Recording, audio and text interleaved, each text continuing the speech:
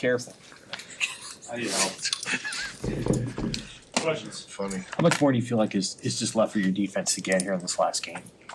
A lot. You know, I mean, you got Ty, Nash, those old guys that know that what this game means. So, you know, there's a sense of urgency to make sure we do things the right way. You know, it's a new feeling, right, because of what happened last week, the opportunities that have arisen. So it's just, again, part of the process, part of learning.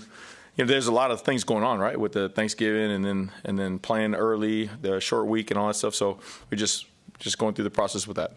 Tony, all those seniors on your defense, what's their leadership meant to you to stay together through the last month and emerge and Saturday and move it into this last regular season game? What is their leadership meant? Yeah, I mean, it's meant a ton, right? Especially, you know, everybody can be happy and doing things the right way when everything is positive and you're winning, and then when adversity strikes, that's when you really see, you know, what people are about. So having that leadership, having those guys go through the ups and downs and all that kind of stuff for this program, for each other, it paid off with the way they played. You know, they played so damn hard. I mean, there was plays out there where, you know, guys are double teamed and they're throwing guys off and fighting like heck to make a play. So it was really cool to see those guys and the joy they had after the game. Iowa's run game's first in the Big Ten, pretty talented. How do you slow a team like that down? Oh man, they truly are. And I mean, when you go back and really watch the film, they are good at what they do. I mean, the offensive line is excellent at blocking and sifting through all that stuff, all the movements and the back. I mean, he's as elite as they come, you know, in terms of breaking tackles, staying on his tracks, got great vision, and then, you know, he can put a foot in the ground and plan any which way. So it's gonna be a great challenge, right? That's what the Big Ten's about. It's gonna be a great challenge, and we got to make sure that we tackle well, that we play with dominant contact, and get a lot of bodies around the ball.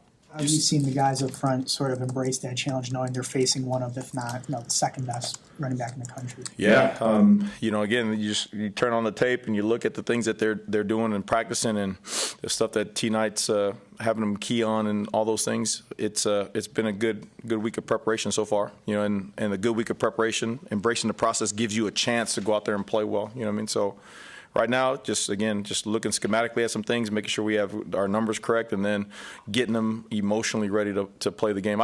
They'll be geeked up to play. I mean, they understand, especially those old guys. The young guys, they kind of don't know. We told them last week what it was going to be about, and they felt it out there on the field. You could tell, like, that was like, hey, look, they don't like us, we don't like them. You kick it up a notch for this game, right? Like, so they understand. Those old guys understand, and the young guys, they're starting to feel like how serious this game and what it means to Nebraska. A guy who could play a fourth game this Friday. Yeah, possibly. You know, I mean, he's a big, strong guy. You know, so we're just, again, going through the process, seeing if he's ready. It's hard to take 4, 5, 6 games off and then just go back in there and play, right? So you got to have your wits about you and stuff like that. So we'll see if he's available. How do you feel like Bly Hill did, you know, basically his first game with you? Yeah, I mean, those when guys go out there like that, you got to give them a chance, right? You can't just, you know, they're going to make their plays and they're going to make their mistakes. You know what I mean, you can't just throw them away like that. That's a great learning moment for him. You know, he's going to be a really good football player for a long time. And I remember some of the best defensive backs that I got a chance to coach, you know, early on in their career, playing-wise, they gave up a lot of plays, you know what I mean? And then they just learn through experience, through training, you know, being in the moment. They learn in those moments, and they become some of the best on the planet. So he'll be that way. You know, it was good to see him run around, good to see him not worry about, you know, his hamstrings or his knees or anything like that. So now it's just a matter of him game speed and all that kind of stuff. We've asked you a lot about Sear, right? But I guess he was sick Saturday. What do you think? Just, you know, fighting through that. Tough as nails. I mean, he was sick. A lot of guys were like that. You know, a lot of guys had missed some practice. And like you could see it that they were fighting like heck, man. Like on the sideline, you could just see that they were just drained, and all of a sudden they're running back on the field and making plays. You know what I mean? So that's something that's Nebraska. That's the culture, and that's testament to those guys' willpower, because they were truly feeling under the weather, and they went out there and played for their teammates. So it was good to see. Is it largely over now? I mean, is there still any lingering sickness? Oh no, I mean the plan from Coach Rule and Chris and Drew and those guys in the med staff. Those guys trying to stay ahead of those things, making sure that guys are being hygienic and washing their hands and, kind of things like that. I think those things are played key into keeping that sickness to a minimum. How'd you feel the tackling looked on Saturday against Wisconsin? I thought it was okay. I thought in spurts it was good, and then there's a couple of times where guys got out where we had the ball tackled for 1 or 2, and it gets 5 and 6 and stuff like that. Again, whether that's population of bodies around the ball or whether that's guys not in a great position, not leveraging the ball, something like that. Again, things to work on. But it was again, different combinations of guys. Different coverages, different combinations of guys. So that's stuff that we're going to have to keep on working through. So. You have to watch foremost with Caleb Johnson in that area as far as just making sure you get him to the ground. What does he do well? Yeah, he breaks tackles. Like he does not go down just by lowering the shoulder and all that kind of stuff. He does a great job. His center of gravity is low, and it doesn't look like he's running very hard, but you cannot tackle him. I mean, Minnesota year before gives up 11 yards rushing to these guys, and then this year they get 200 yards rushing, and you watch a play and they run a defense and he hits an outside zone and they got 3 or 4 guys in the hole. They got 3 or 4 guys in the hole and the guy still breaks for 30 or 40 yards. So he is truly an elite back, and it's going to be a great challenge to the guys, to make sure that they wrap up, grab cloth, run their feet, and get bodies in pursuit around them. Iowa doesn't throw the ball up. What do those tight ends give them wrinkle in the passing game? Yeah, I mean they don't throw the ball a lot because they almost don't have to, right? I mean they eat up time of possession and all that kind of stuff. So, but they are elite at their boot and naked game. They get you going one way, flowing, and you get too many bodies over there, and now all of a sudden they're throwing their bootleg game to those tight ends who are really skilled. You look at them on third down, and they're throwing the ball to those tight ends.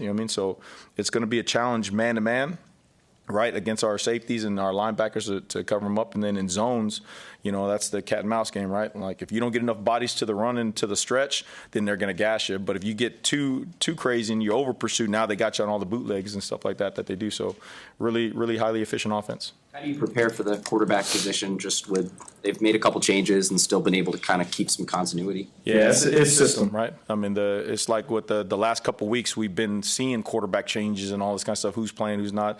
And the one thing that is a little different here is that those systems where the quarterbacks were changing were a little bit more like 50-50 to passing offenses, and they relied on the run game.